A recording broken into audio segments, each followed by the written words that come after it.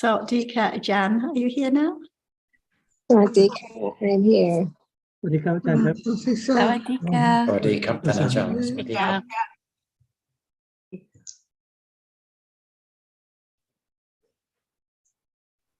Nina or Carmen, would you like to start with what you were discussing or with any other topic? Yes, Carmen, do you want? No? Well, then I start. I got something from the book that Sarah mentioned, Understanding Reality Now, and that Alan composed. I read that Sarah said, if we never consider why realities now are unsatisfactory, Panya cannot develop. So I found that rather a strong statement, and I don't think I should think too much on the word unsatisfactory, but I really don't understand much about unsatisfactory. So it's good if Ajahn can elaborate on what is unsatisfactory, like dukkha as translation of dukkha. If there's no understanding of the truth of what is there now, can there be the understanding of its nature, as what we say?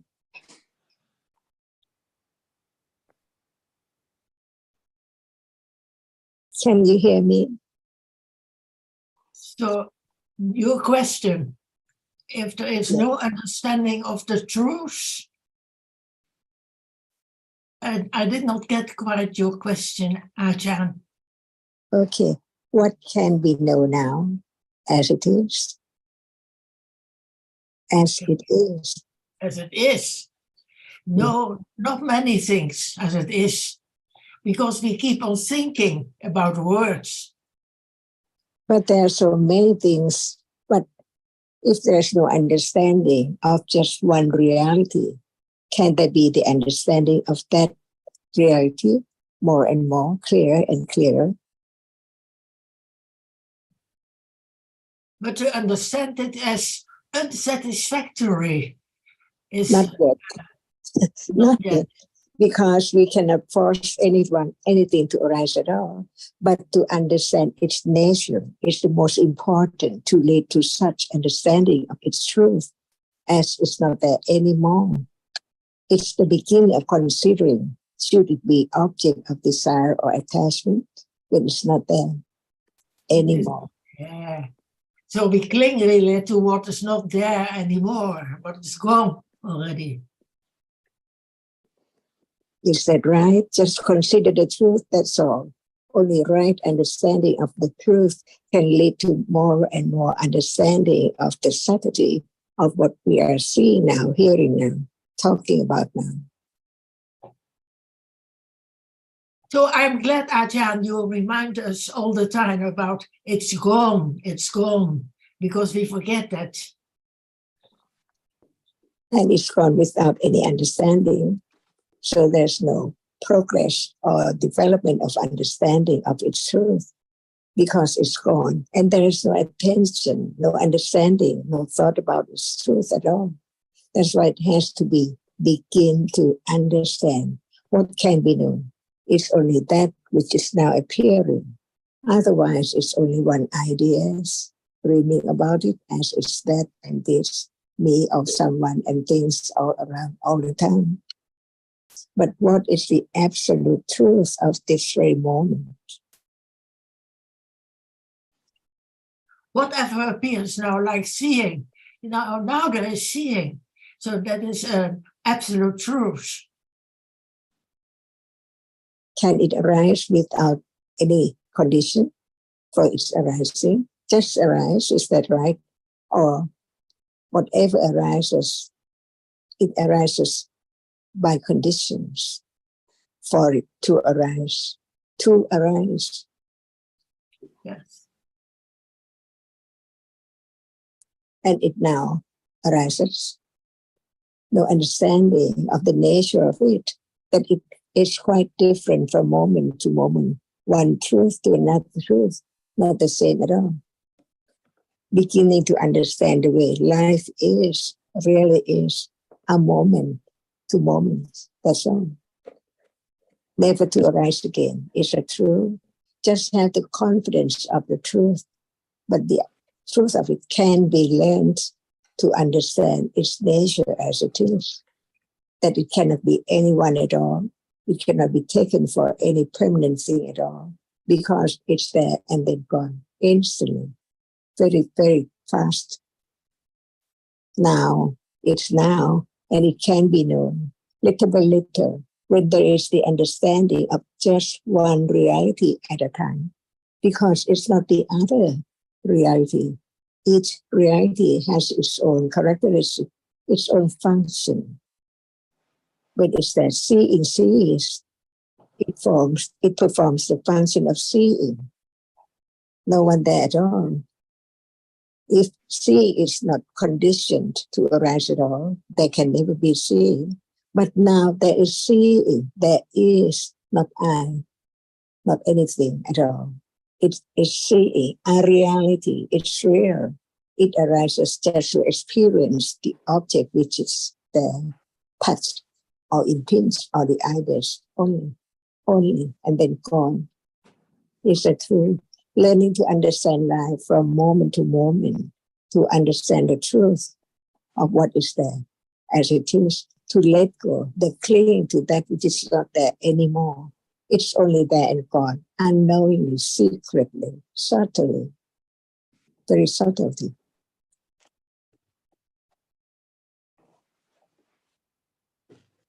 So is that true? Is it now? And can it be known little by little at moment of beginning to be truthful to the truth of seeing right now? It sees, not I see.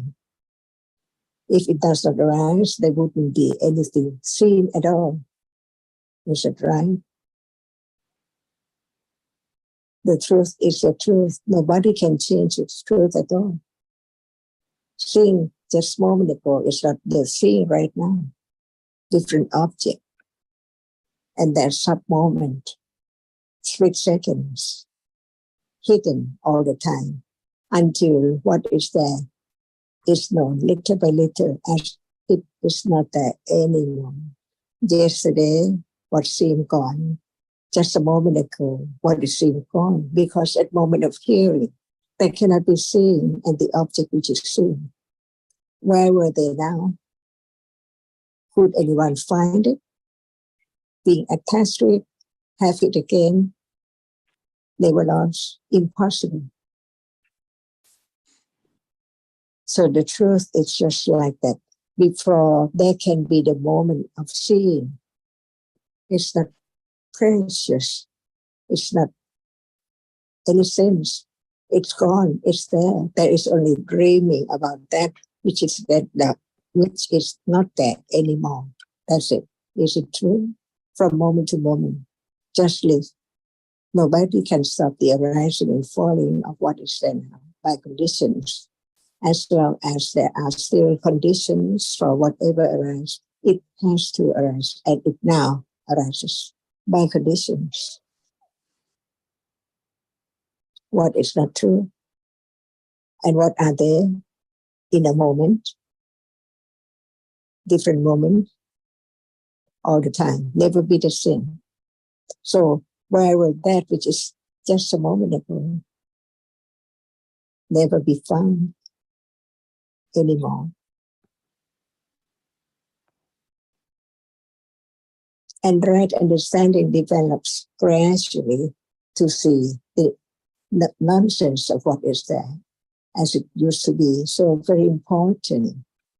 But in truth, we would be this person only in this life, and after this life, no memory about what is there now, because it's gone, and the next life is not like this life.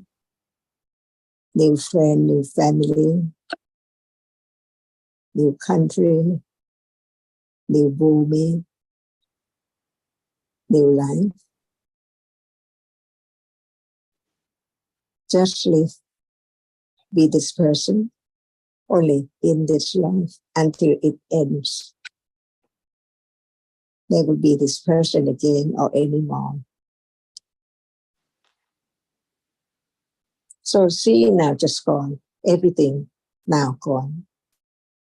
And that can be the moment of studying, beginning to learn about the absolute truth, different characteristics appearing from moment to moment through the eye, ears, nose, tongue, body, and mind. That's all. Just experience again and again and again from moment to moment, different ones, never to return at all. And there can be a moment of understanding the different realities as they are.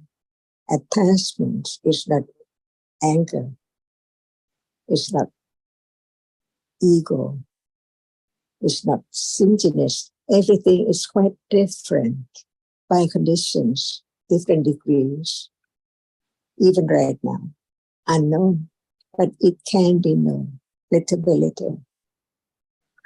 And what is better, to understand the truth or never understand the truth at all.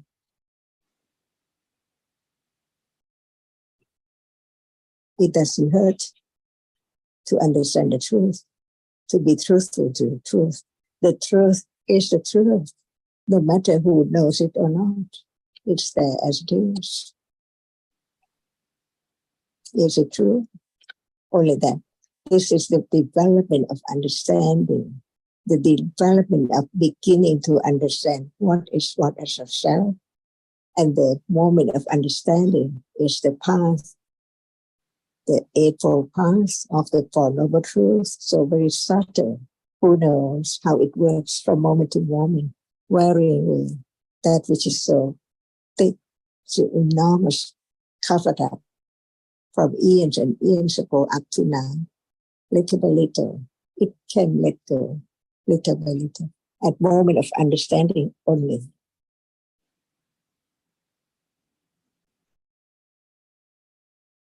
So even understanding this moment rightly is so very precious because it begins to develop rightly, not wrong at all.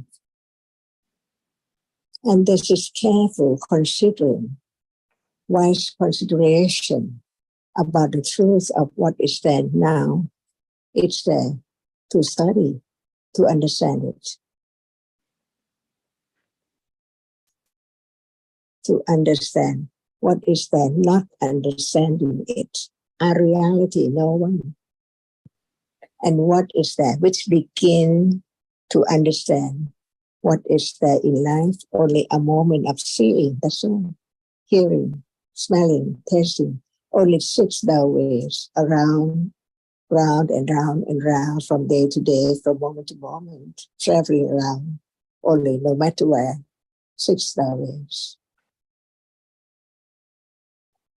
Which one is I? It's gone already, never to return.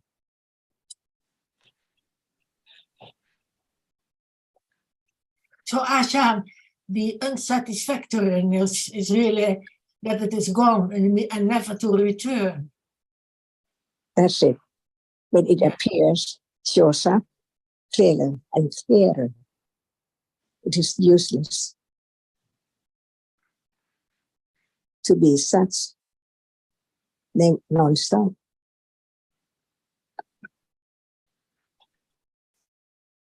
And no one there at all. Different life, different situation, events.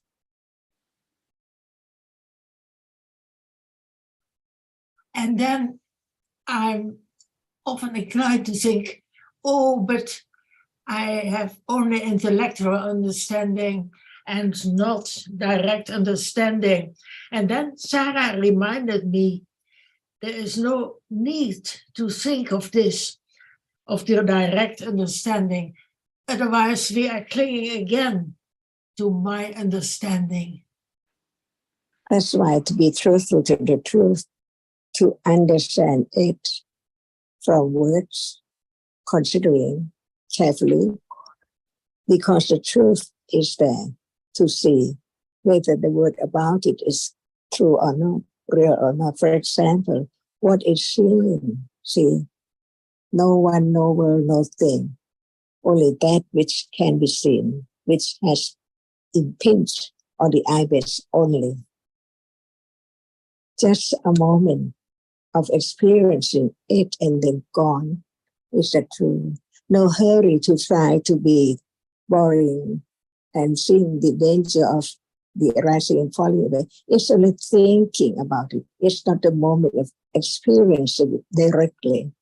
But since it's there, its nature is there, but it's not known without any word from the enlightened one.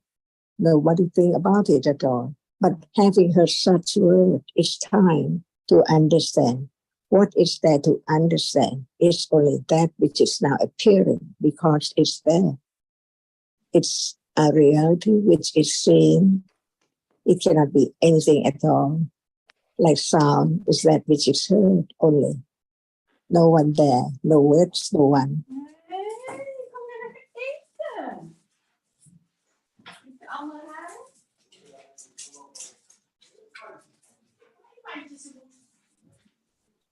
And there is another aspect, Ajahn, which I find so helpful. Sarah often says, when there is less clinging, the burden of clinging to self get less. And then as we are so serious and worried maybe about our understanding, but then it's really a burden that falls away and that makes more freedom. So I like this aspect very much, not to take it all so serious and see it as more a relief. That's why understanding what is there then is thinking, see, not I. So thinking cannot be seen, cannot be heard, but it performs the function of thinking, remembering what is there once to be thought about when time comes, when there are conditions. For example, if we are not here and if we don't talk about whatever is there now, can there be any moment of even just thinking about it in life, in the day, today? No one thought about it at all. But it's time, when it's time to talk about it, it's the moment of considering the truth, and it's there, understanding, arising and falling away, before it can be realized as no thing at all. It takes time, and it's no one at all to hurry up to understand them, to see the senses, the nonsense of what is there at all. It's not just force one to have desire or attachment or just wanting to understand, to realize. Impossible. And right understanding of Panya, realize it. If it's not the reality which can understand the truth, it cannot understand the progress, the moment to moment of understanding, little by little, to get closer and closer to the truth, which is so close and then gone, unknown all the time. But it's there because there are conditions for whatever arises in succession, non-stop all the time. So all depends on conditions. And now it's conditioned to think about, to consider the truth of what is there, whether it's there. Just one word, no one. That is a reality, and it is seen because it's there. And there must be seeing which sees it. Otherwise, it cannot be seen. Just that, where's the world? Is that true? In a moment, from moment to moment, to realize the truth, which arises and falls away in split seconds, so very, very rapidly appears as nimitta of so many things all the time in a day, from birth to death. So what is right? Absolutely right. and what is wrong. To be truthful to the truth, to have confidence of the truth. As the truth is just like a, can it be known? Can it be studied? Can it show up as it is? When there's more understanding of one reality at a time, to understand the truth of that one has arisen and then gone. Now, depending on right understanding of the truth of each one as it is different, not the same at all, and it's there. No matter it falls away so very rapidly, but as long as it appears as nimitta, it can be studied one by one, little by little, closer and closer to its nature, as it is just different realities.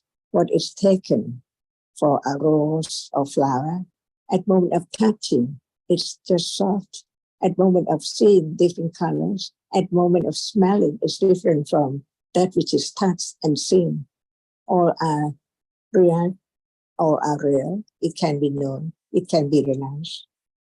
Just one at a time. Otherwise, there cannot be any understanding of the truth of anyone when they are together just like now.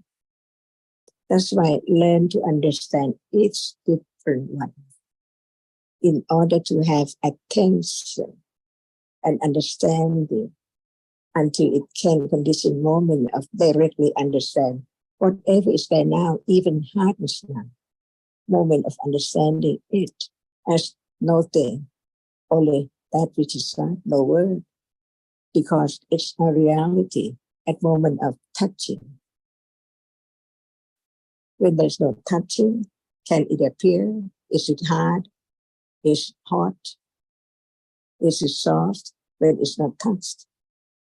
Impossible. That's why to be truthful to what is there now, little by little.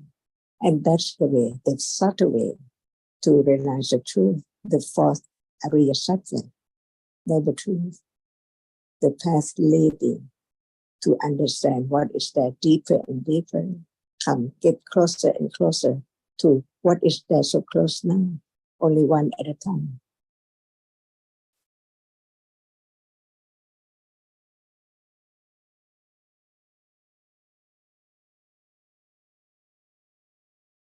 And can we talk about two things at a time?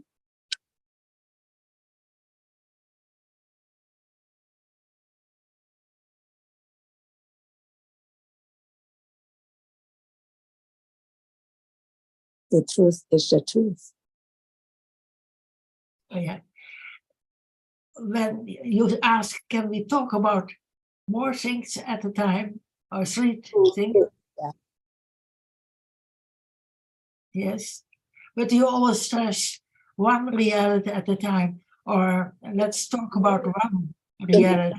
Seeing, we don't talk about hearing, just only one at a time. Or only one, yeah. So at moment of understanding, it begins to understand one reality at a time. Not limited that it has to be this one or the other one, all by conditions, unexpectedly, anatta. Right understanding goes on with anatta. If it cannot understand the anatta-ness or what is there, it's not the understanding, the truth of what is there as it is. And this understanding will lead to understand the anatta-ness of whatever is there. The development of understanding the anatta-ness of what is there will let go gradually, little by little, wrong understanding and ignorance of what is there. From life to life to life, up till now, little by little.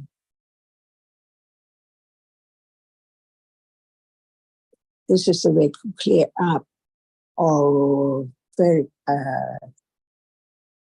what you say, complex of life from years and years ago up to now, all mixed up.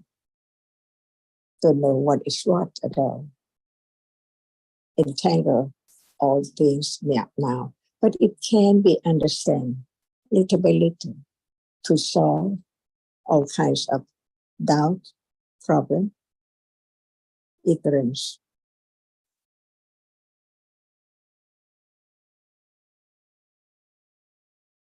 But no one. So it takes time for right understanding to develop, stage by stage, one by one.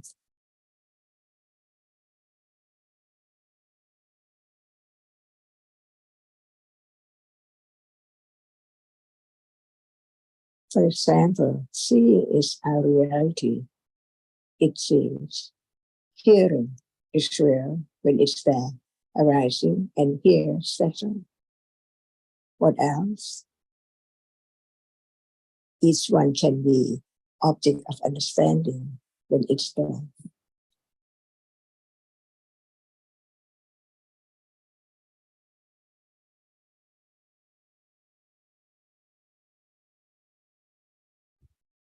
And on the topic of the burden that you mentioned, Nina, it is a very great burden whenever there is the idea of my development, my panya that needs to increase, or my panya that is not enough.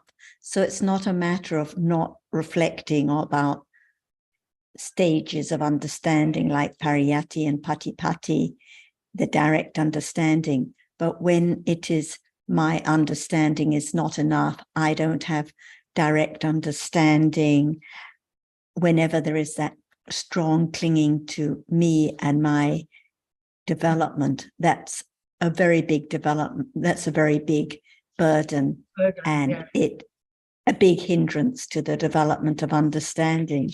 So as Ajahn said, there has to be the understanding of dhammas as anatta from the very start. Otherwise, there cannot be any letting go of wrong view gradually, and especially that idea of my progress, my understanding, my practice, and my impatience, not having enough understanding. So it doesn't mean don't reflect on what is direct understanding, but when it's all about me, then it's not the wise reflection at all anymore. The story about me all the time, And the clinging, it doesn't let go of the clinging to the idea of I and my understanding. And I think with regard to dhammas that are not satisfactory, because each one falls away, it doesn't belong to me. Whatever arises, even understanding, falls away instantly. So it is the clinging that hangs on, wants it to last, wants it to be mine. So the path is all about the letting go of ignorance and clinging, especially the clinging to the idea of I and my development. It can never be the Eightfold Path, the fourth Arya Satya, when it is the idea of I and my development. Very true, yeah, all very good reminders. Good topics that you brought up. Yes. But even without the clinging, the dhammas are unsatisfactory. So there's no need for clinging to be for the dhammas to be unsatisfactory. They're unsatisfactory anyway. Whatever is conditioned is unsatisfactory anyway. But the clinging perpetuates the cycle. So there's clinging all the time to that which is unsatisfactory. And because of ignorance, there's no understanding that what is clung to is nothing, because it's gone instantly. And so even clinging to understanding or kindness is a burden, because it's gone and it doesn't belong to me anyway. So it helps to consider that what is clung to is gone instantly and doesn't belong to Yes. anyone. Yes, but when I'm thinking of it, we often say that all dhammas are unsatisfactory just in itself. If you introduce clinging, then it's very clear that they are unsatisfactory, but without the clinging, they are still unsatisfactory. So it has to, for me, it has to do with the fleeting world, with the world which is sort of gone already. But if I imagine that to be unsatisfactory, it is because of the aversion to the fleeting world. There's nothing to hold on to, and I want to hold on to something. So for me, clinging is always involved. It's hard to see the unsatisfactory of the dhammas without clinging. Am I making myself clear? We read about the khandhas and also the upadana khandhas. So whatever arises and falls away is a khandha, and it is by nature unsatisfactory because it's gone instantly, but it's only upadana khandha when it is the object of clinging.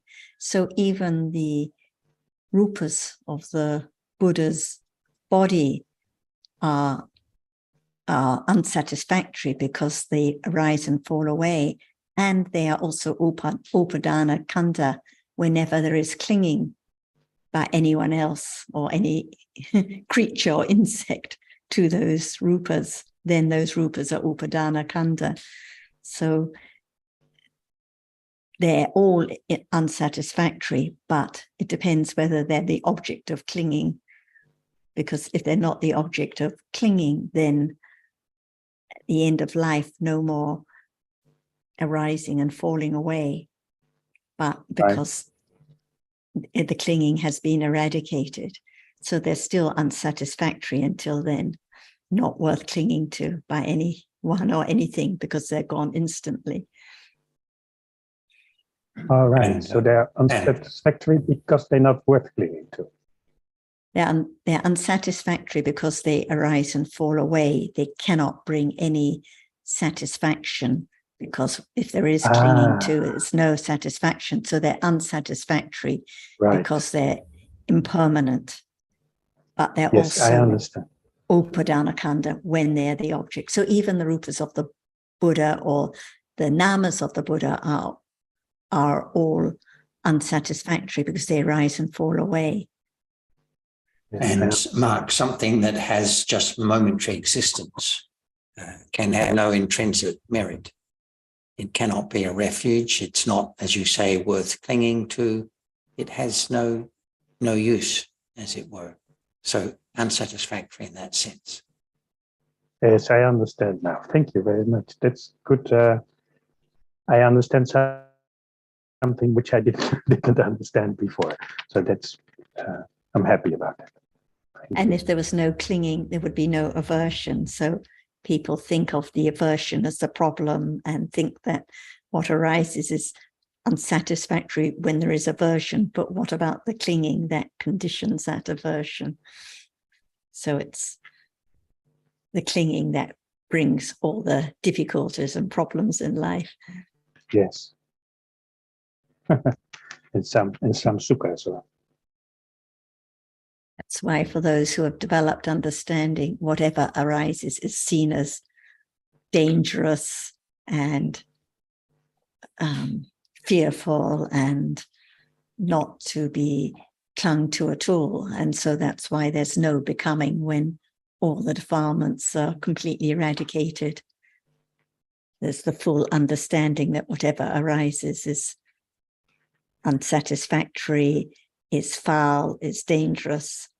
And then all those different similes that are used, like a boil and a dart and so on. Thank you. What is meant by becoming, please?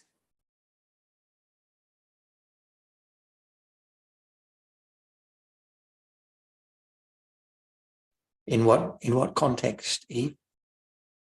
I've heard it in read it in a number of texts, and I don't know what abandoning, becoming. What does that mean? It means life in samsara,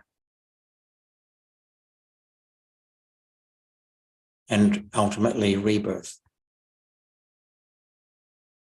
So existence. Existence and becoming have the same meaning, as I understand it. Does that make sense? Yes, because it just seemed a bit of a dangling phrase, becoming Yeah. what? I see. Yes, so It doesn't mean that turning into something else, becoming a fairy or a pumpkin.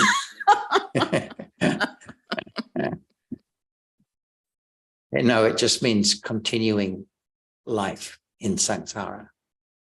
So attachment to becoming, bhava tanha, means attachment to life itself rather than attachment to a sense object, for example.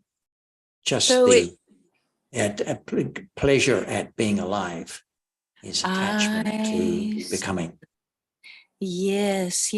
So it's not referring to a specific goal and becoming and achieving. Becoming enlightened or anything like that. No, it just means life, existence, continuous existence. Yes, thank you. The example you gave when ignorance and attachment are fully eradicated, no more becoming means at the end of that life of the Arahat, no more patisandhicita, no more birth, no more seeing, no more hearing, no more experiencing of any kind. The complete end of samsara, the complete end of lives. No conditions for rebirth anymore.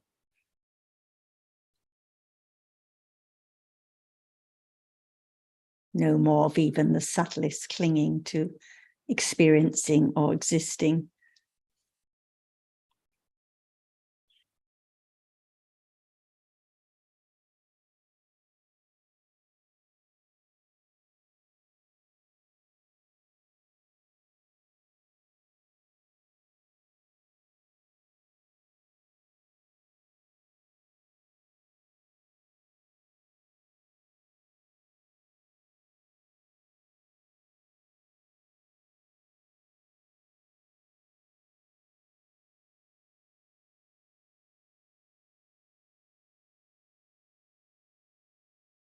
Anything else, Eve? Actually, what has come up has been about suffering and the characteristic of suffering, and some reflecting on that. So what I said before was suffering is a sensation of physical, and I would go with feeling as cetasika, for example, of gladness or of relief or what have you. But I'll just stay with feeling. So suffering is feeling of pain in the physical body. And then there can be moment of dosa, aversion to this suffering, an expectation I should feel better, for example, by now. And so eliminate the story is suffering is painful sensation, physical body, not necessary to add to it by the thinking, the concepts, the stories add to the suffering. It just doesn't make sense. And the anatta-ness and the impermanence of it, it's a moment and it's gone. And then the dosa and aversion to it continuing the suffering doesn't make sense. So the nature of it. And it is impermanent. People might say unsatisfactory. Yes, positive things, they come, they go. Painful feeling comes, gone. So it's such a relief that there's not giving oneself more to do, to pursue and cling to something that is gone. It's something like holding on to something empty in a way. But the characteristic of suffering has come up recently. Perhaps we should talk a little about the three kinds of dukkha, because what you are talking about is the first kind, dukkha. So dukkha, or suffering, refers to the unpleasant bodily feeling that you mentioned, which even the arahats experience because it's vipaka arising with body consciousness, and also the unpleasant mental feeling that everyone knows about that arises with dosa. So no matter when or where, when it's unpleasant feeling, it's also a kind of dukkha. And as you mentioned, for the wise, there is the unpleasant bodily feeling, but if there is no more clinging, there is no more of the unpleasant mental feeling. But as we know, dhammas are anatta, so there's bound to be aversion, there's bound to be unpleasant feeling because there is clinging not yet eradicated. So this is the first kind of dukkha, and which is often characterized by unpleasant feeling. And the second kind of dukkha, viparinama dukkha, refers to the pleasant feeling. There is pleasant feeling to that which is impermanent, and one is always wishing and clinging for another taste, another pleasant visible object, another sound, but that pleasant feeling doesn't last. So actually, it's also a kind of dukkha, viparinama dukkha. It changes all the time. It doesn't last at all. So this is characterized by pleasant feeling. And the third kind of dukkha, which is only taught by the enlightened one, is sankhara dukkha. And this is what we were referring to or discussing with Mark. Sankhara dukkha refers to how whatever is conditioned, whatever is impermanent, is dukkha. So even the pleasant feeling is dukkha, the kindness is dukkha, the seeing is dukkha, the hearing is dukkha, whatever is conditioned falls away and is dukkha in the deepest sense. So the first noble truth taught by the Buddha, which refers to how all khandhas, all conditioned realities are dukkha. This is sankhara dukkha that is being referred to. So this is the deepest meaning of dukkha. Tara, Yes. is the Domana-san? It belongs to Sankhara dukkha. Yes, every conditioned reality. So domanassa, it is dukkha, the first kind of dukkha, and it's also sankhara dukkha. Whatever is conditioned is sankhara dukkha. So domanassa, somanassa, Okay, seeing, hearing, any conditioned reality at all.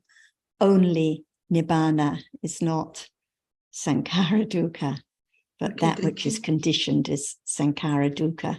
So this is why the Buddha taught sabbe sankhara anicca, sabbe sankhara dukkha. All conditioned realities are impermanent, all conditioned realities are dukkha, and all realities, including nibbana, are anatta. Okay, thank you.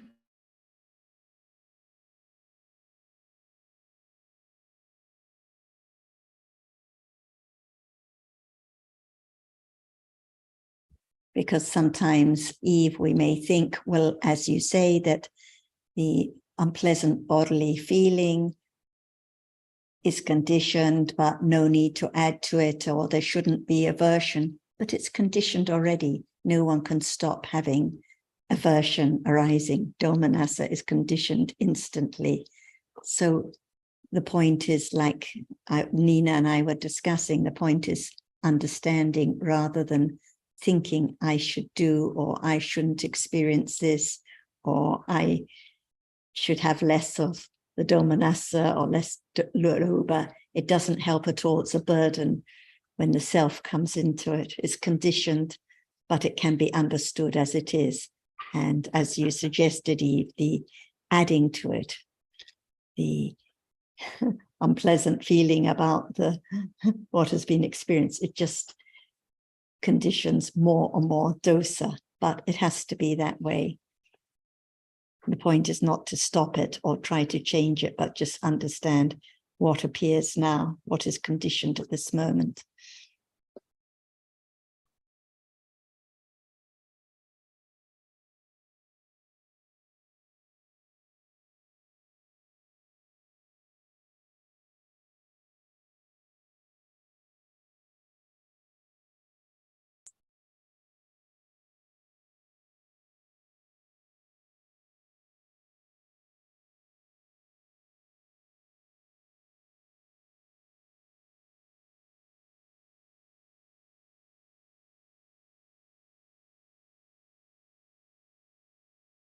Does anyone else have anything they would like to add or bring up?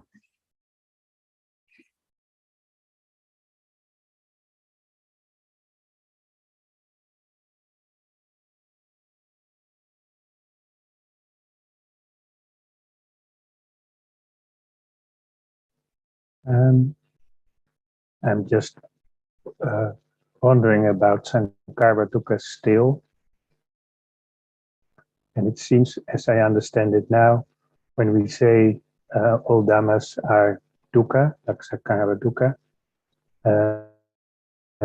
they are unsatisfactory. But that, in my opinion, in my understanding, means that they are not satisfactory. And they are not necessarily painful, but they're sort of in the middle.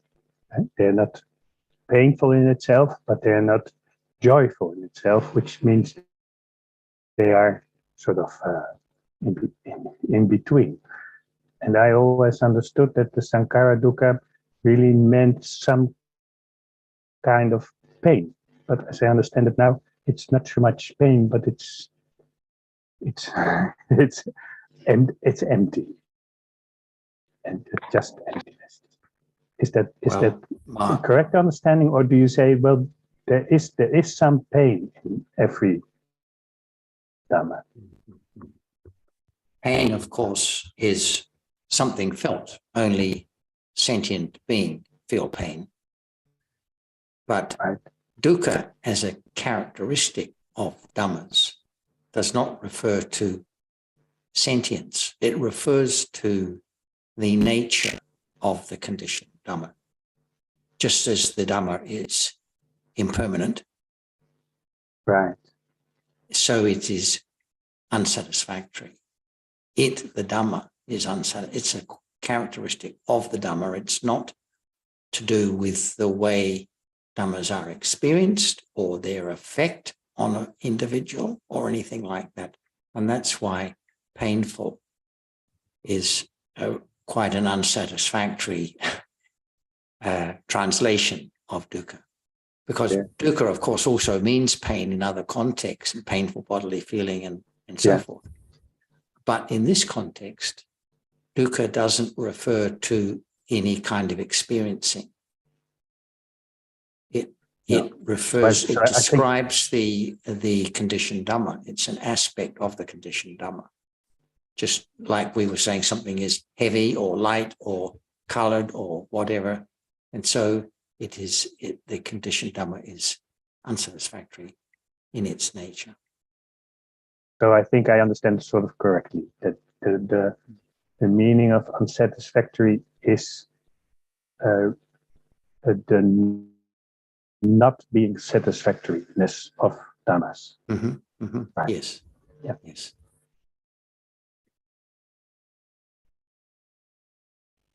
What about pleasant feeling?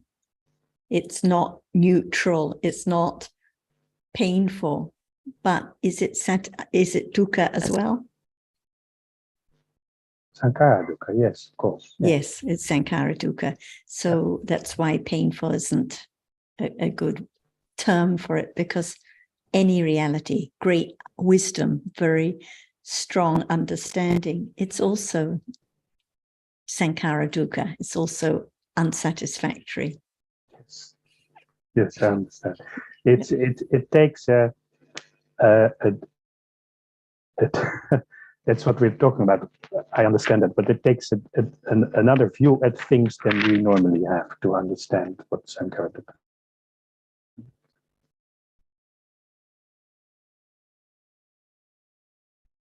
When you mention empty, well, all conditioned realities are empty of self. They're sunyata, they arise and they're gone instantly.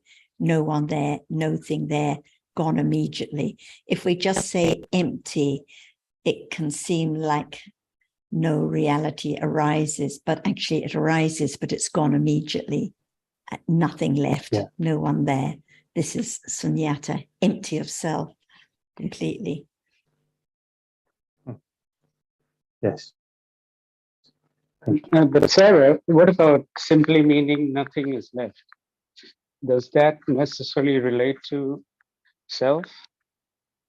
I think that sunyata means is completely gone, nothing remaining at all. No, there was never a core, there was never a self, there was never a thing. The seeing arises now and is gone completely. So it's anatta, no self there. Sunyata, completely gone because it's impermanent, and thereby it was dukkha, unsatisfactory, because it's gone completely. No remnant left at all. So just a different aspect, but both referring to the fact that the reality is coreless and selfless and falls away immediately. It's dukkha, no matter what reality it is. Right, and I'm thinking that I've never heard, I've heard that Nibbana is also anatta, but I've never heard Nibbana being sunyata. Because anatta doesn't fall away. So I think that when sunyata is referring to realities, it's referring to the fact that they're gone completely. So it's a different aspect.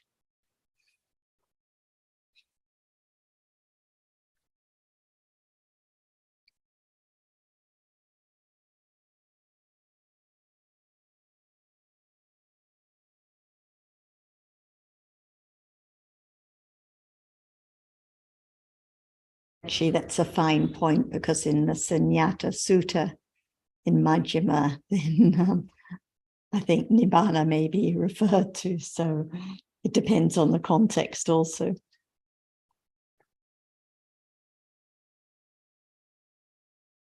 Well, if that's the case, then it's, as you say, it's very much related to anatta than sunyata. Very close to anatta, yes.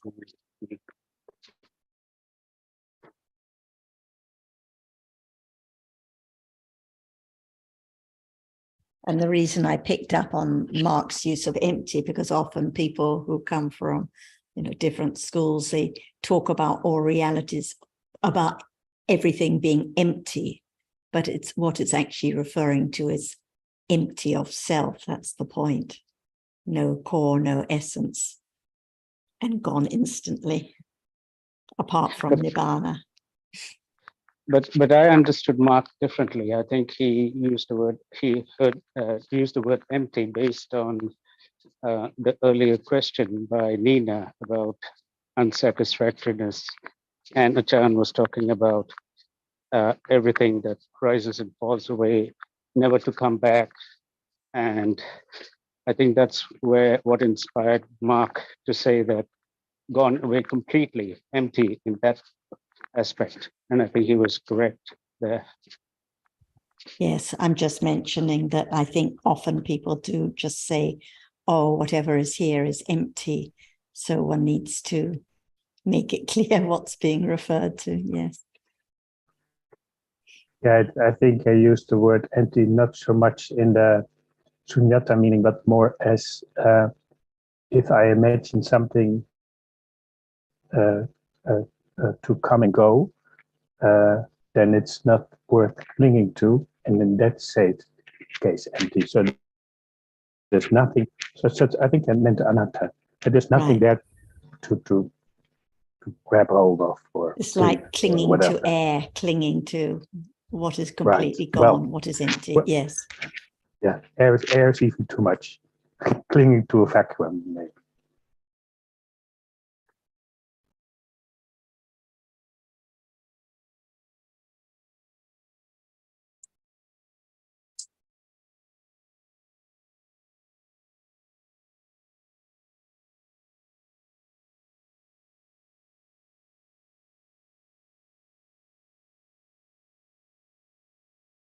But of course, that's when you say dhammas are empty and they only exist for a very short moment, it is sort of seems that they are not there, but they are there,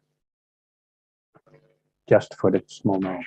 Right. For the moment they arise, the moment now when seeing arises, it's there for that instant and then gone completely. Yeah. So, but even the moment they're there, they are insubstantial. They have characteristic, but not substance. Yeah, right. Empty of self. That's hard to grasp that particular quality. And I think given that what's known is just a nimitta, then we can understand why, and it's many realities that all those realities have already fallen away, so they're not there in this aspect, in that respect.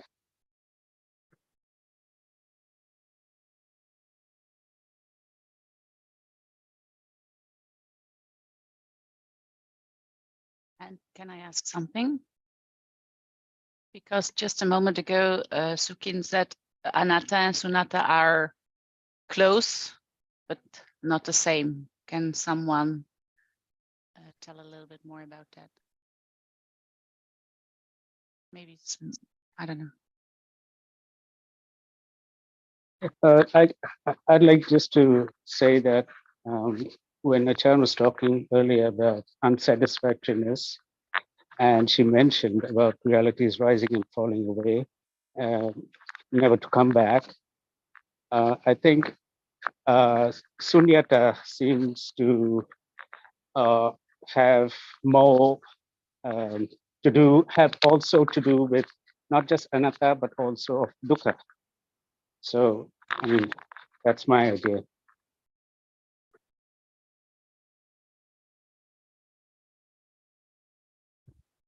That which has fallen away, that has gone already. So empty of any lasting quality at all. So the seeing now is now gone, sunyata, completely gone, and it's anatta, no self there.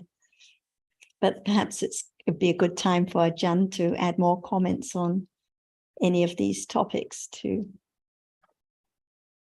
It's just the word about the truth.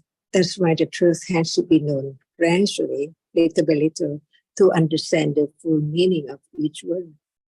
For example, right now, we talk about unsatisfactoriness, but it doesn't appear. But we can think about it, that it's the way it is, but it's not on the far on the head yet. That's why it's far away to understand.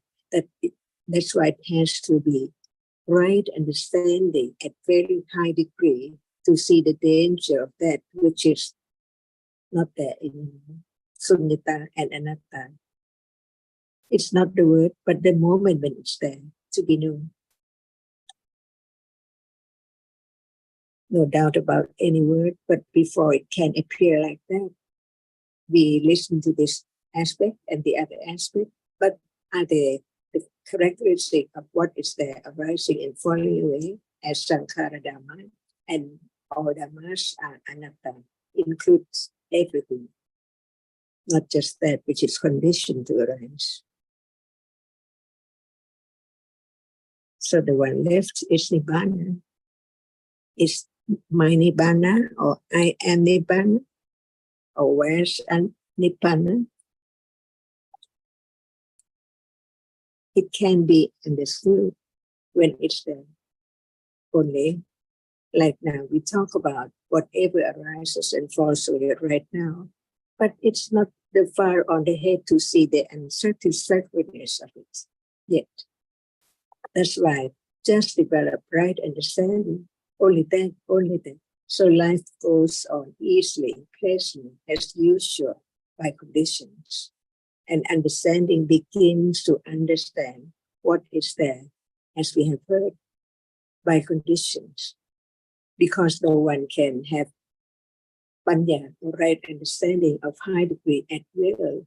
It has to be little by little, naturally,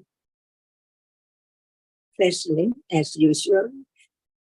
No dukkha, by way of feeling sad or no I at all anymore, and so on. It's just moment of understanding the truth, that's all.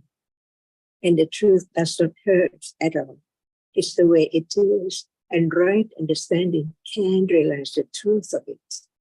From hearing again and again, consider the truth, have more confidence that now it is like that, but it's covered by ignorance and attachment from time to time, on and on, so very, very quickly. So how can it be away instantly by just understanding the word about it? But what about the truth? The characteristic of each reality now has different ones. Not mine at all, and not I either. Not anything at all, only a characteristic of our reality by conditions. Just understanding what is there, little by little. Because it's not me, it's not mine, it's not anything. It's only a reality conditioned to arise and then fall away instantly. It's the function of panya, not anyone at all, to understand what is there, little by little, to appreciate the truth, never change, on and on.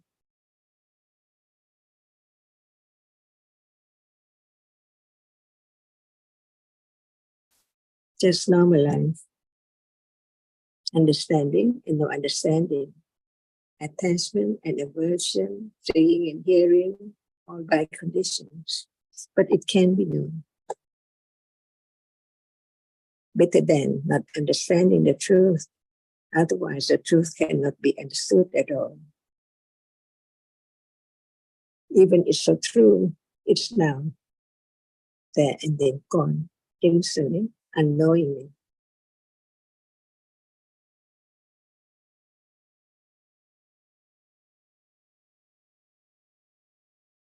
So it's not just the word.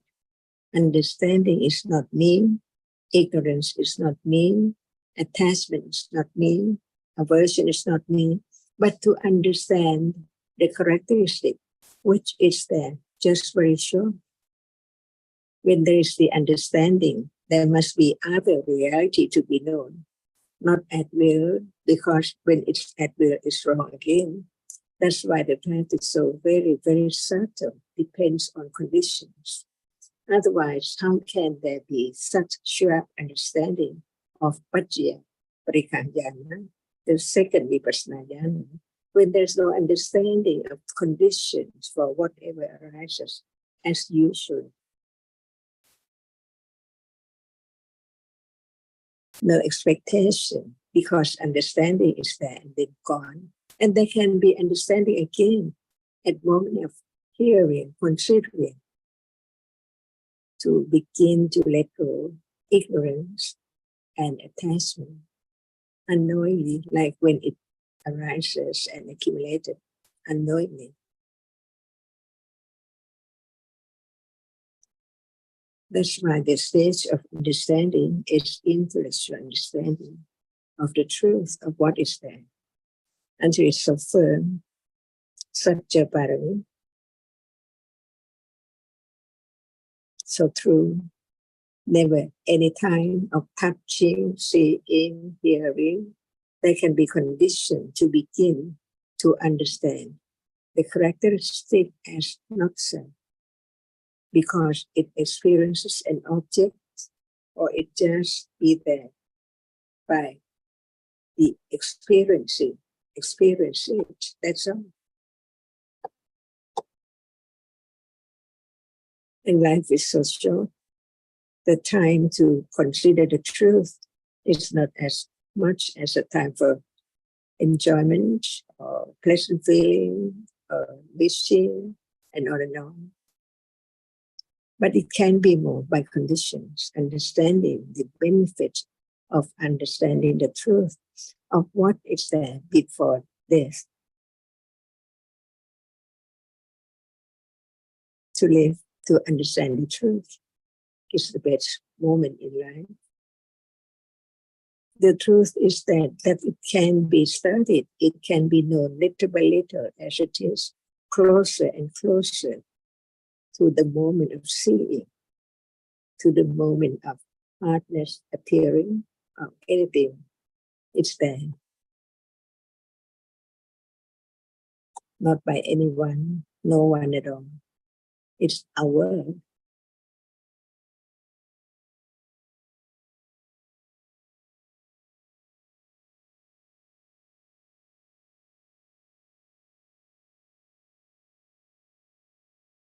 So where's the world and what is the world? Just in a moment.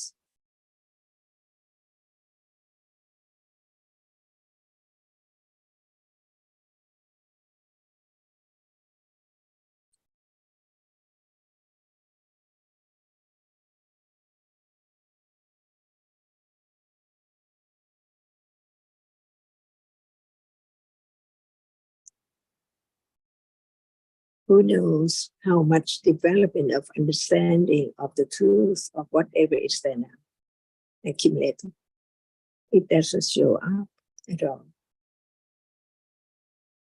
But the way one lives can be moment of conditioned by right understanding unexpectedly to perform such and such deeds or words.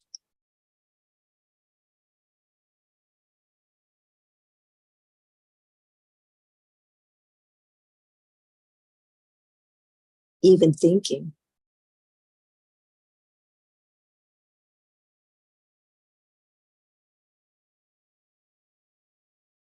Or by conditions. So what can be known now at moment of seeing? It can be understanding the ignorance, reality, which does not understand the truth of what is seen and what seeing is. Beginning to understand what is meant by a characteristic of a reality, it cannot understand the truth. And it's there not understanding the truth. And it's different from the moment of understanding the truth. Even intellectually, it's different from ignorance. No thought about the words about the truth of it at all. Or beginning to know that it's there, a reality, not understood as it is yet. But since it's there, it's real. It's different from that which appears. So it's a reality which doesn't have any shape, form, smell, taste at all. It just arises, no shape, no form, no rupa, but experiencing that and then gone.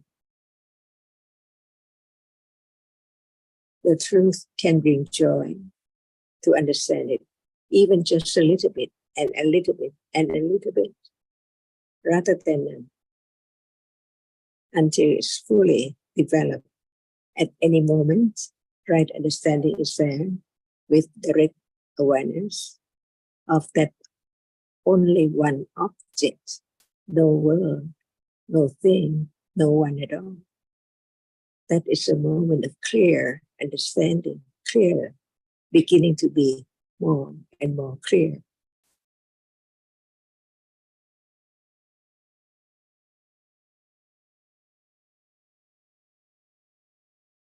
And that is Khanti Parami. Without it, impossible to understand the truth, even it's that which is seen.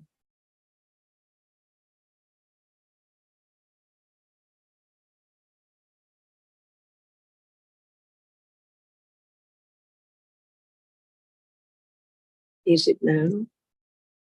That which is seen, and we hear out about it, a little more conditioned to attend to it, to understand it, little by little, by conditions, so no regret.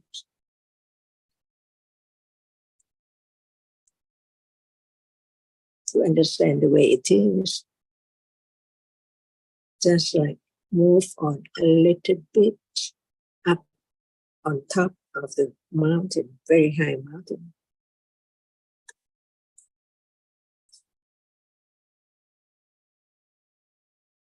No other way. Only pariyatti, patipatti, and pativeda.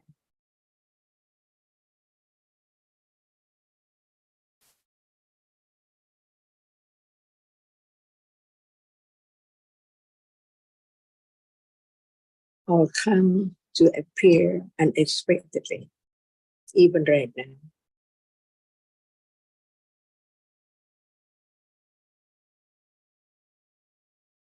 But the understanding of that is not clear enough, so it cannot understand the moment of popping up, just arise, and then not yet understand the moment when it falls away.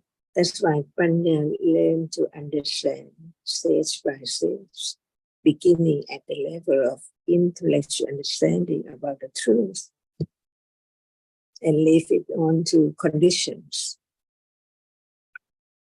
No matter what is there now, even now. It's there so real, or it depends on understanding, how much understanding of the truth of it which appears now. Or not yet, it doesn't matter as long as it's there. There can be a moment of thinking about it, or being aware of it, or experiencing it as that which should be known, clearer, to let go the idea of what is there as we take it all the time. To be such and such objects.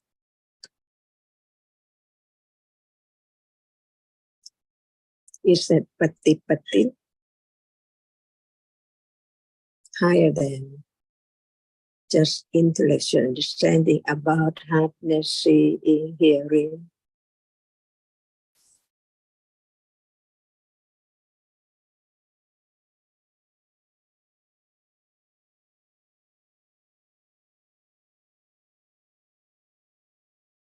Just understand what is true, that's all.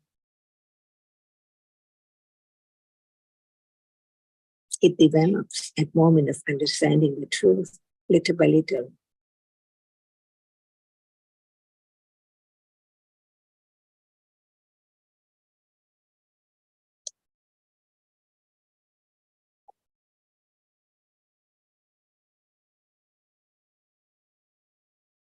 No expectation. All realities are performing their function at a time.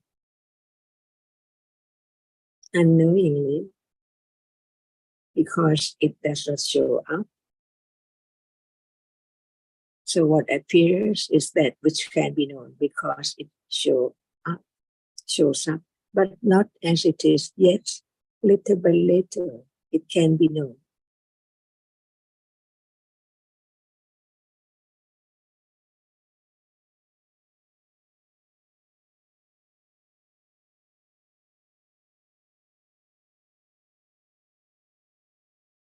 Without intellectual understanding, it's impossible to realize the truth of reality.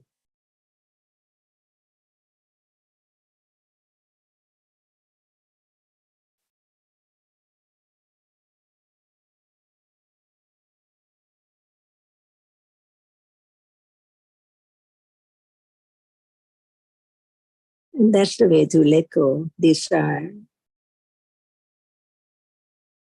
or try to do something for it to arise, not by anyone's will at all. No matter how much one tries, it covers up the truth. It hinders the real conditioned realities which arises all day.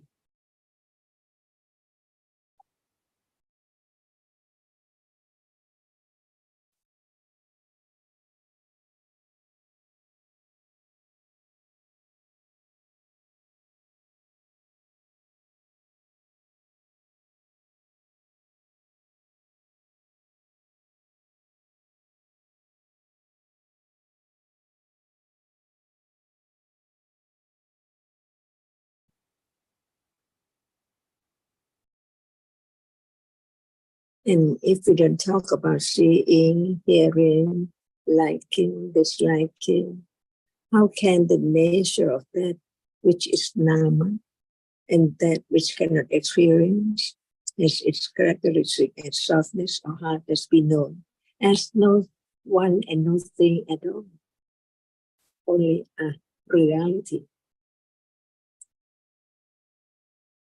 It's soft, a reality, no one and no thing.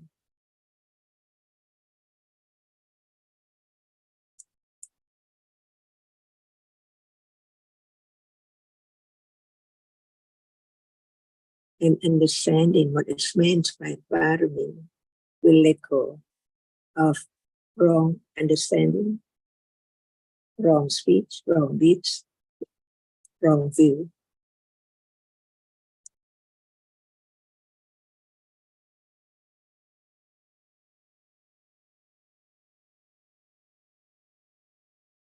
And without understanding, how can ignorance be less and less, gradually, little by little?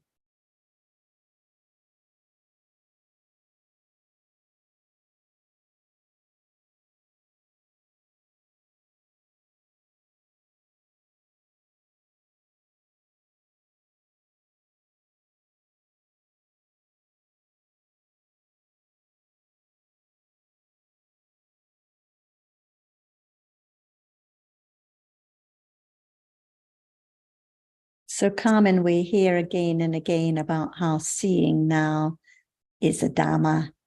It's anatta, hearing, anatta, thinking, kindness, understanding, whatever arises is anatta.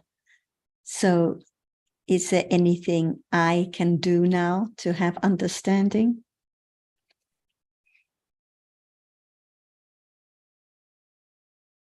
No.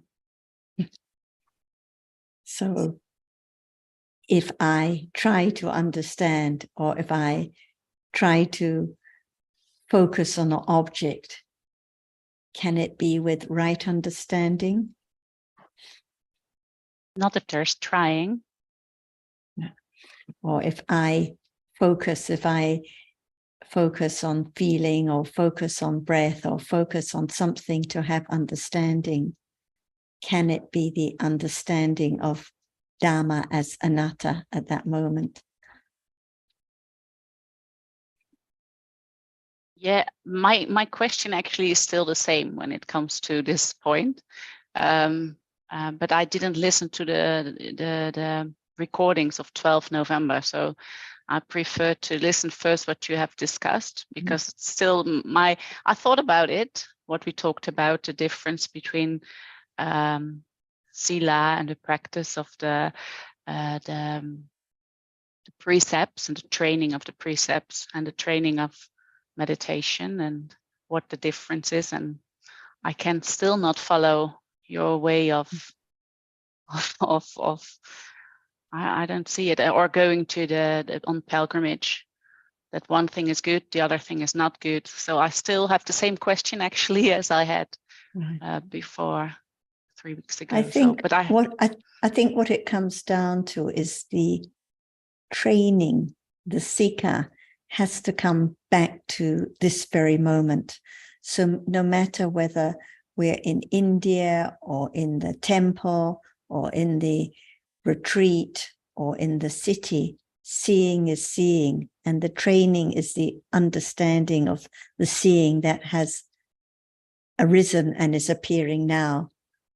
And then, of course, it's gone instantly. So the training is always at this moment. So this is why we talk about the realities. So it's not a matter so much of this is good and that is bad, but what about understanding what is conditioned now, what is appearing now, because it's anatta, empty of a self. So nothing that I can do at all. So no matter whether turning left or turning right, no matter whether seeing or hearing, it comes back to the understanding right now at this moment. So it's a very subtle point.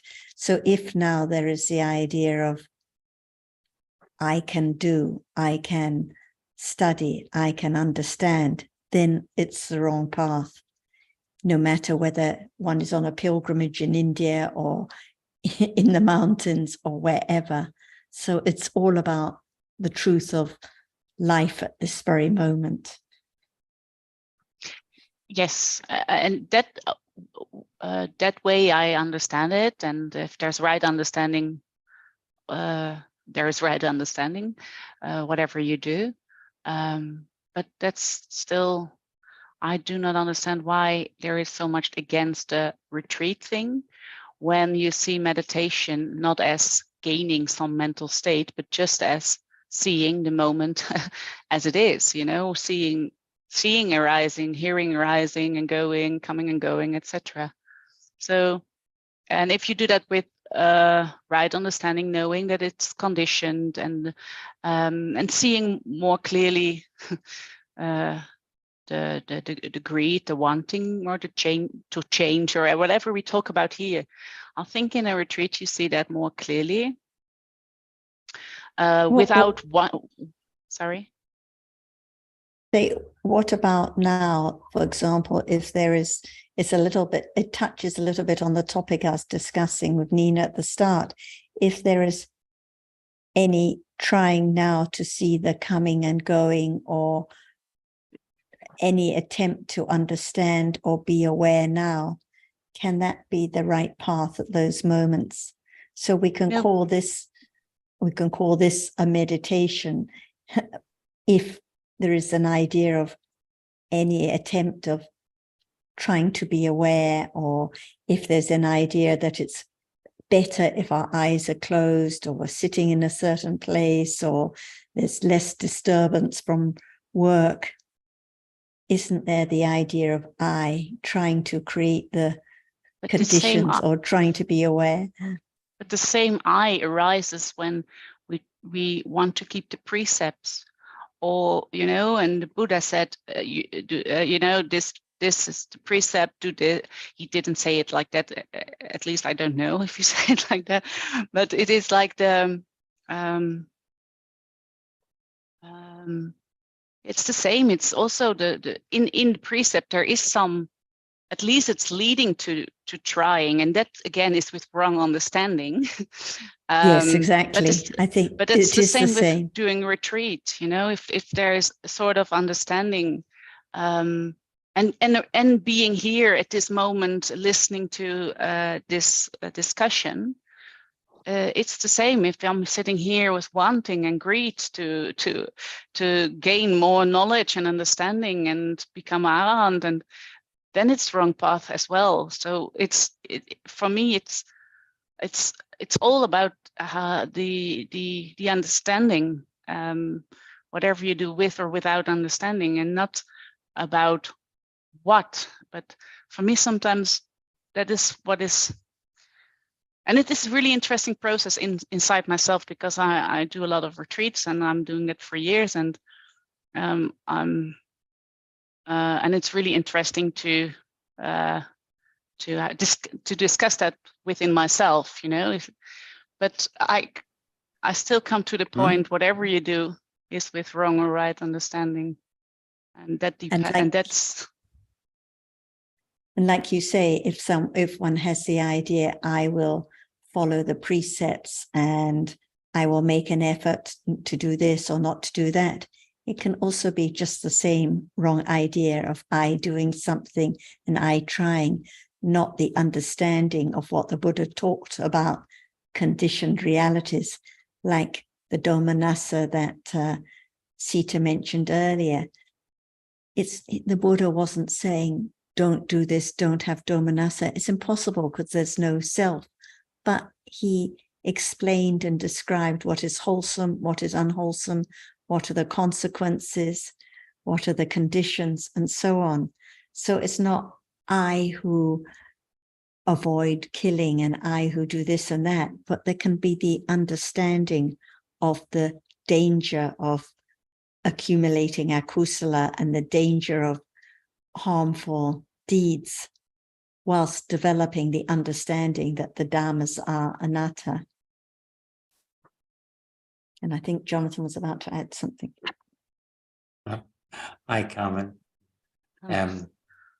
What I'd like to add is that I think the crucial thing is whether there's the idea that there is a practice to be done.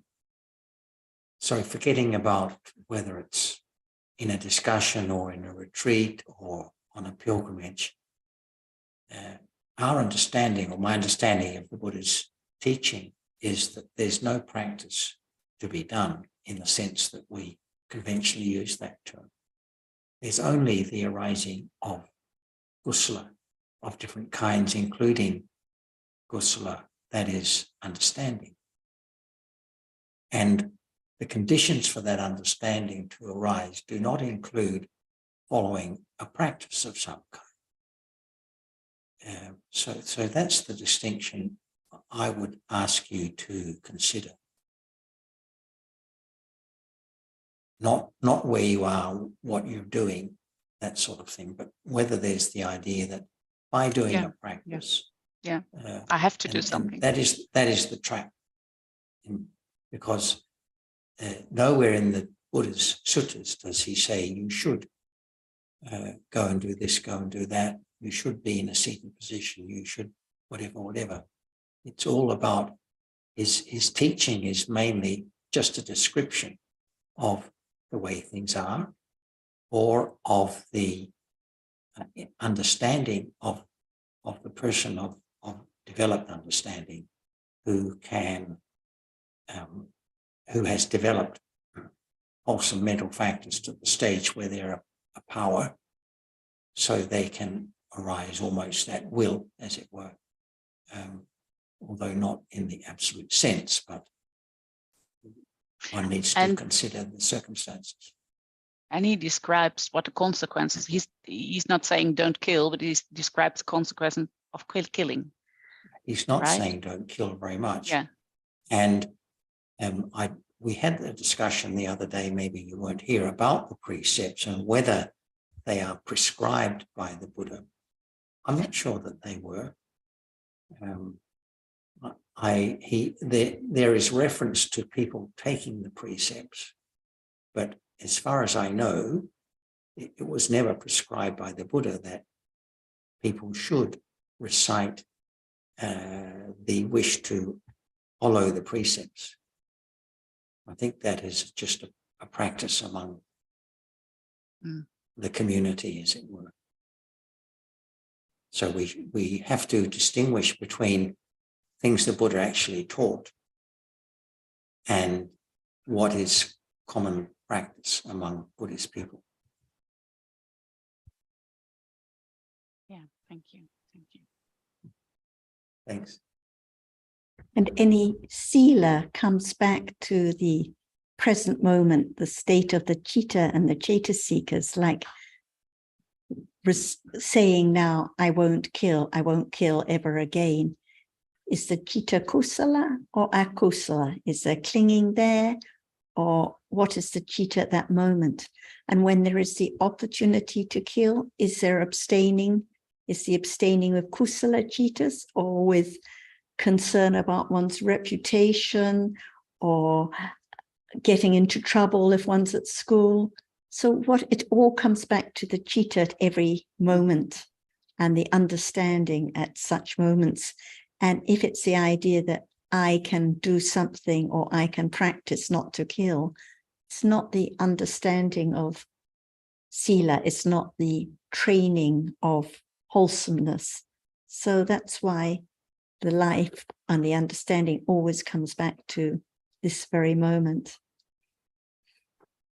And I think, Sarah, that's why Achan often reminds us that the meaning of sila is behavior of chitta. So we don't even know that sila is chitta, but we instead just hear about the 5 silas and with the idea of self, we want to do something, but no understanding about what sila really is. Sometimes people talk a lot about the avoiding of harmfulness and the avoidance of killing, but then when mosquitoes come into the room, they start swatting them. So it all comes back to the citta at this very moment, not the words or the good or the intentions, but what kind of citta it is at this moment. And there can be, like Sukin is referring to, there can be kusala sila and also akusala sila. So it's the nature of the citta at this moment and each moment. Yes, thank you. Helpful. It helps.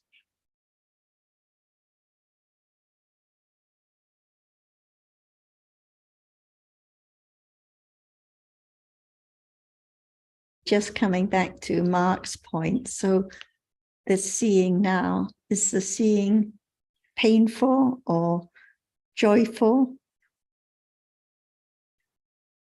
I'm sure you'll say no, but is it still dukkha?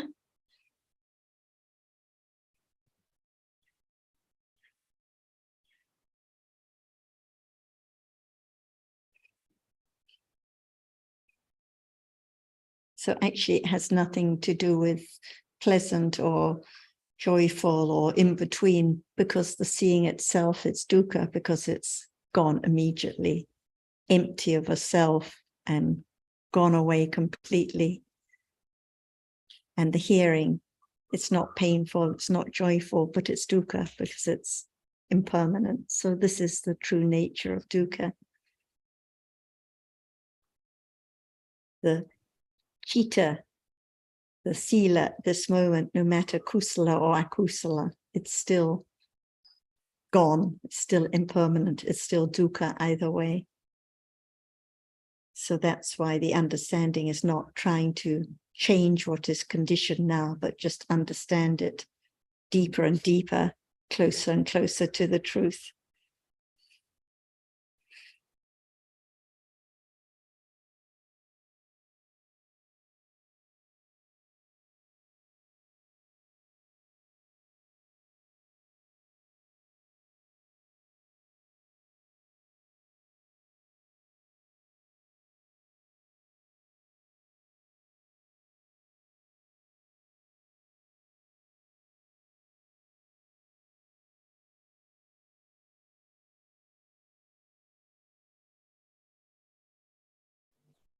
Can I ask a question on a different topic?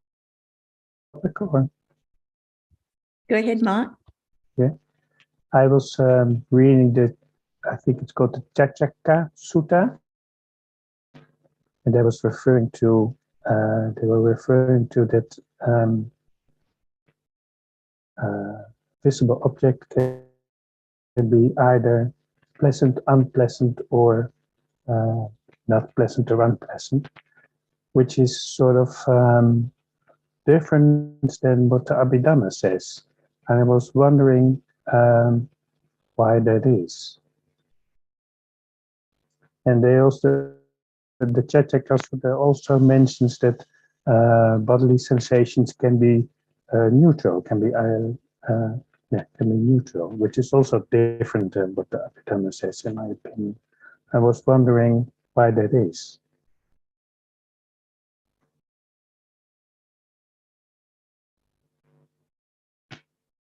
Talking about the Chaitanya Sutta in Majjhima, right? The 6 sixes. I have a look. Yeah, I think right. there might be some misunderstanding because it talks about the visible objects. I mean, visible object can be a desirable, undesirable visible object, but it talks about the 6 kinds of contact and the 6 bases and the 6 objects. I don't recall it saying anything about bodily sensations and neutral. Can you quote from it? Well, I think it says, oh, I'm not having it handy. I think what it says, when there is a visible, when there's a bodily sensations, they come with feelings, and the feelings can be either pleasant, unpleasant, or neutral. And that's different than what the Abhidhamma says. So I suppose I was concluding that it's maybe the Abhidhamma is more precise, so it's more fine-tuned than what the Chaitanya Sutta says. But I've never found anything different in the sutta. So just to clarify, at a moment of seeing, the seeing consciousness always arises with neutral feeling, and so it's always accompanied by neutral feeling and contact and the other cetasikas, and the visible object experience can be either a desirable or undesirable, pleasant or unpleasant visible object. And at the moment of bodily experience, the feeling is always pleasant feeling or unpleasant feeling, never neutral feeling. Neutral. And I thought in the Chaitanya Sutta it says that it can be neutral feeling as well. But I will try to find it, and I'll have a look in a moment. I don't think so. I'll have a look. If someone else chats, I can check it easily.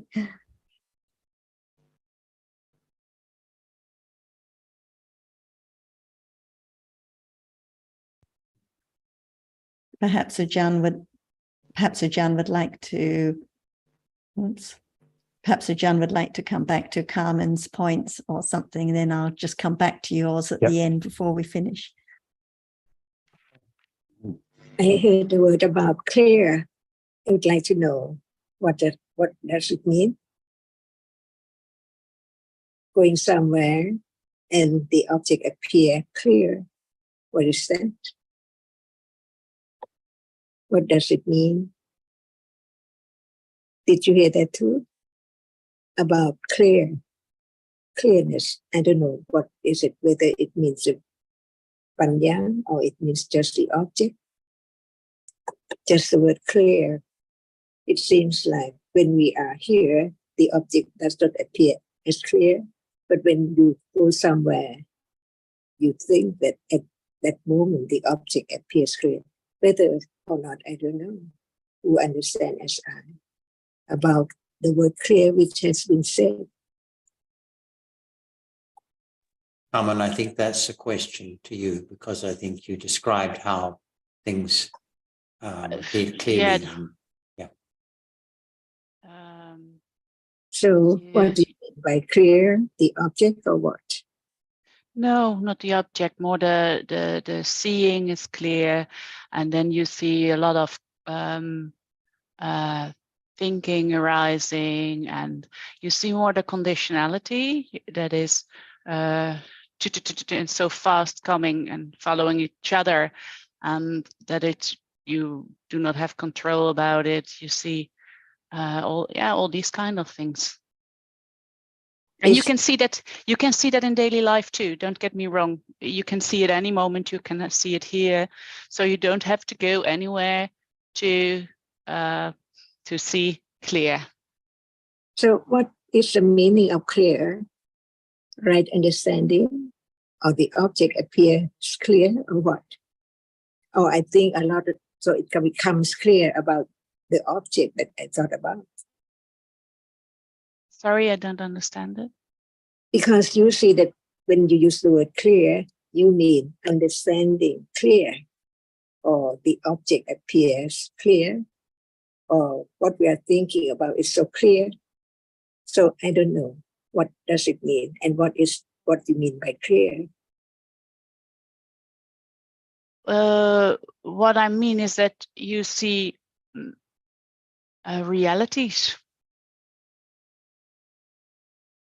And maybe clear is not something to pick out. It's not, but you see realities, and you can see that in daily life too. So in that way, there is no difference. But not clear understanding, right? There are moments there is clear understanding, and there are many moments of absolutely no clear understanding of delusion. Can the seeing appear clear? There is seeing, yeah. When? And every coming and going, like now, like, yeah. When there's no understanding of the nature of seeing right now, that's it clear? Is it clear understanding? When there is no understanding of the nature, then it's not clear. So when one says that seeing appears clearly, what does it mean? Yes, but I don't want to be attached too much to the word clear, because it's just seeing. So now, does anything appear clear? This moment there is seeing, there's hearing, there is wondering.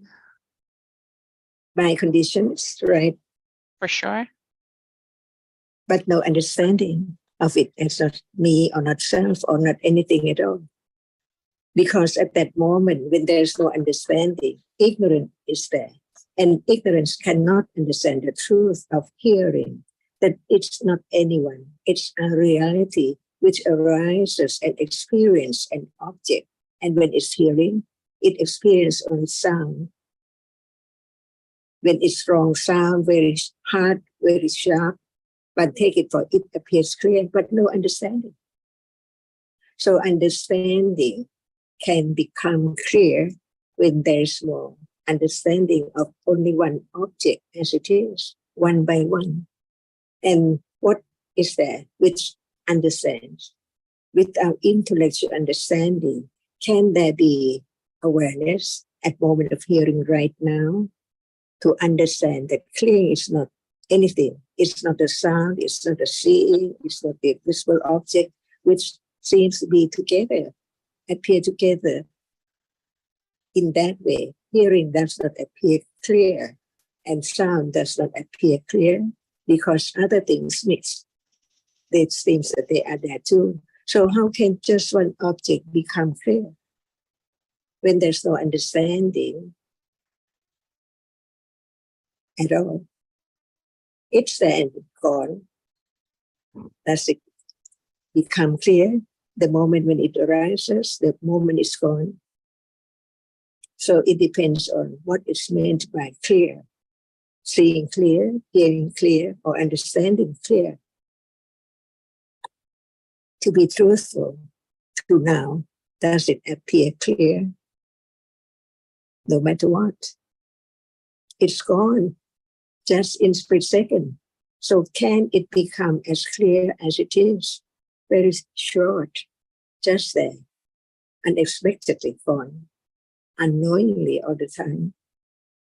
But the understanding of the truth become to understand clearly about the nature of seeing or hearing, little by little, before it can experience directly the moment of the arising and falling as nimitta, not just only one reality, as just one moment, but many, many moments now.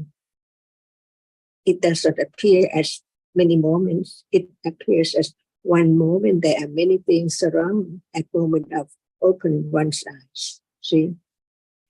Is it clear? Appearing and then gone, appear and gone. arises and falls away. As long as it is like this, nothing appears clear at all, because the rapidity of that which arises and falls away. Otherwise, there wouldn't be the word vipassana. It's panya. Not only the object appear clear, it can appear clear only to right understanding at different stages. Now it is not nama, rupa, paricetayana, so it cannot be clear. It does not appear as it is, just one nimitta of a reality. Nimitta, see, of a reality. For example, seeing right now, many moments. But who knows? It seems like it's there as a moment. But so many things seen, so how can it be just a moment of seeing, visible object which impinges on it? And that means that it does not appear clear as vipassana jnana, because no understanding of the truth of just one object at a time.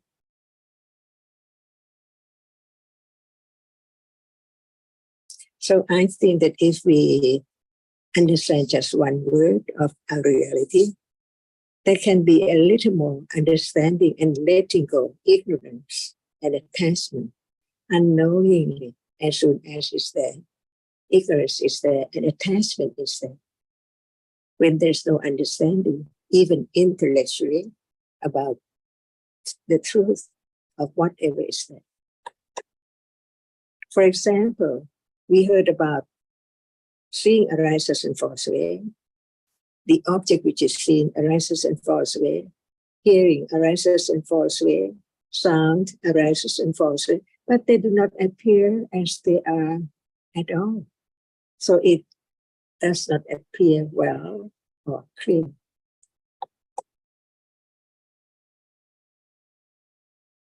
When we hear something, like a sound, very soft, but even it's so soft, it hurts. It is heard as soft, very soft sound. But it's clear as it is very soft, not as hard sound, strong, big, or something like that. So each word should be known or understood as it is. What is the meaning of it, even whether it appears clear, not to ignorance, never to ignorance. It appears as it doesn't arise and falls away at all, just like now. But even is now, right understanding begins to develop little by little to understand the difference between the nature of seeing and that which is seen, hearing and the sound which is heard. The understanding is there. And when it is aware by conditions of our reality right now, even it only hard or soft, hardness or softness, what about the understanding?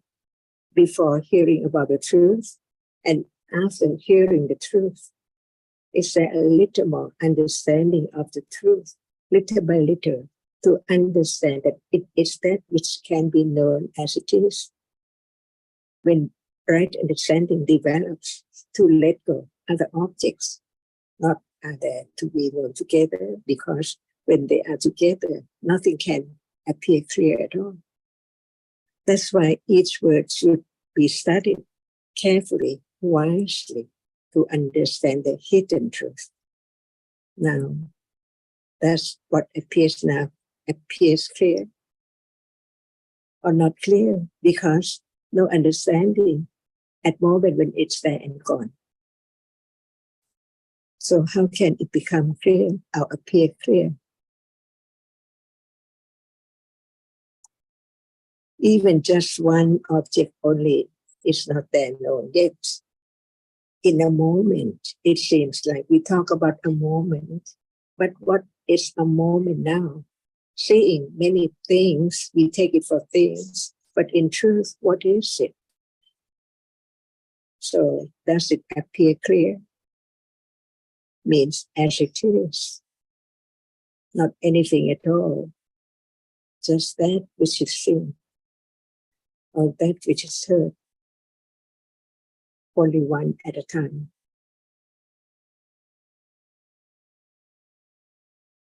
So to be truthful to the truth, that's the only way to realize the truth, to begin to understand the truth of the world, that we live in the world of dreams. What is there? In truth, it's not there anymore. Not wake up to understand the truth that actually it's only different realities conditioned, arising and falling away by conditions until the end of life, but not the end of conditions for anything to arise after death. Is that true? And what is meant by understanding? When it understands, can it understand just in some place? When there's no understanding of what is there now, can there be the understanding what is there the same as seeing, hearing, smelling in other places? So the proof, the test is that if there's not yet understanding what is there now, can there be the understanding of what is there in the future? Even just a moment after this moment.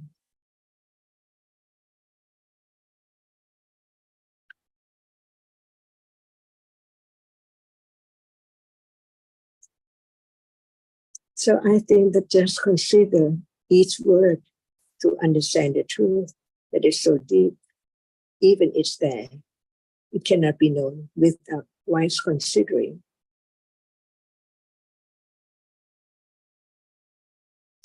When it's there. And that is the word taught by the Buddha, Yoniso Manasikara. Anytime experiencing an object, it's there. Reflecting, considering, careful or not careful enough to understand just one word, Dhamma.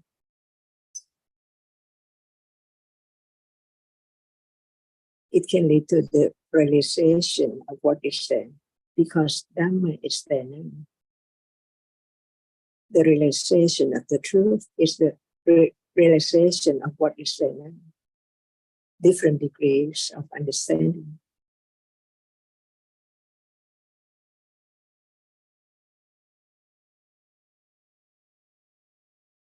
Buddha didn't tell any lay people to go somewhere to practice or to try to do anything at all.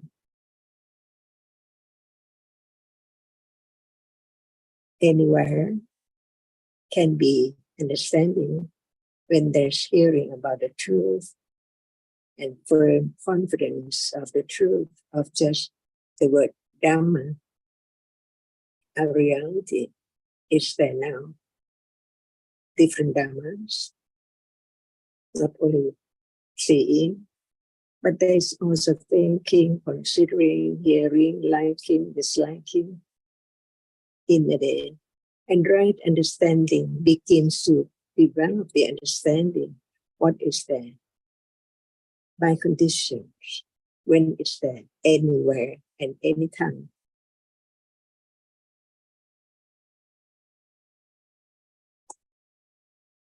But without considering the moment of hearing about the truth, can there be the understanding of the nature of that which is now appears, like seeing? Seeing sees, no doubt, but what is seeing? Otherwise, how can there be the word nama, rupa, paricetayana, vipassana? It means that there's no understanding of seeing as nama yet enough to appear only the reality, no shape and form, but experiencing right then when it appears well, clear. So the word clear has to be understanding of the truth.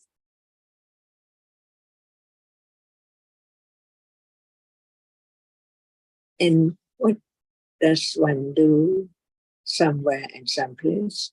Try to concentrate. But concentration is not understanding. Vitakka, vichara, any kind of cetasika is not understanding. Understanding is a reality different from other reality. Each one has its own characteristic and its own function, and it can be known now because it's there now. What is there now can be known anytime, any place, because it just appears shortly and then gone. It doesn't matter because there has to be condition for whatever arises, on and on and on, to be known. No selection, object, place, or time. Otherwise, it cannot be right understanding because it has to be limited.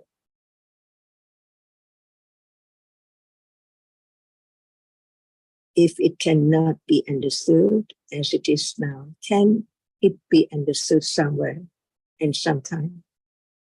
And what conditions such understanding?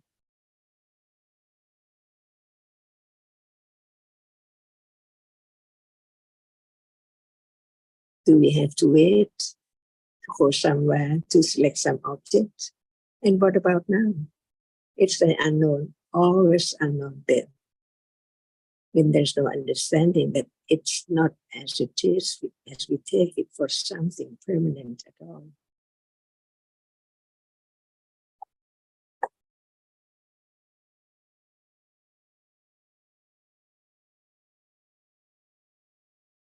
There can be answer for whatever is there when there is understanding of the truth.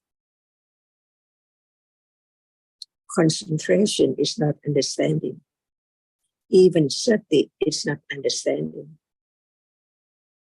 And ignorance for sure, not understanding. And what is there now? When it's ignorant, can anyone make it understand the truth?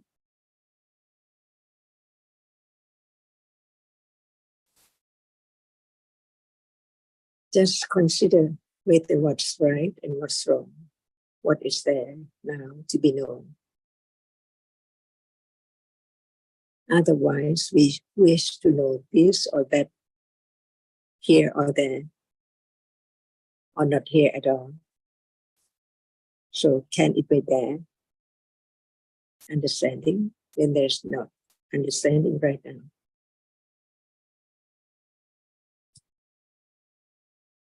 So I think that it's time